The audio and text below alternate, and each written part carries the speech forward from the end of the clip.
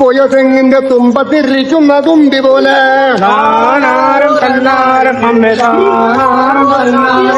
കാറ്റത്ത് കൂറ്റന മൊച്ച കമുങ്ങുമ്പോൾ പുണ്ണത്തെ ലപ്പിൽ നിന്ന് ആടി വന്ന്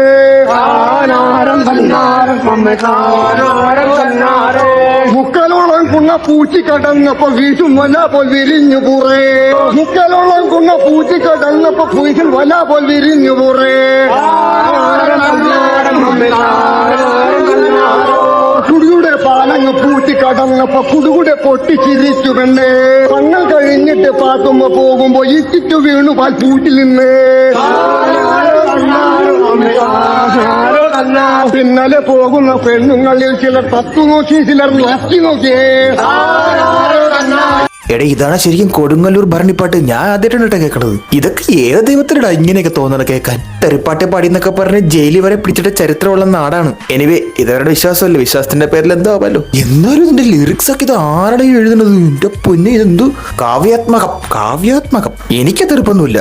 അവര് അമ്പലത്തിലല്ലേ പറഞ്ഞ പഠിക്കോ ഒരു കുഴപ്പമില്ല.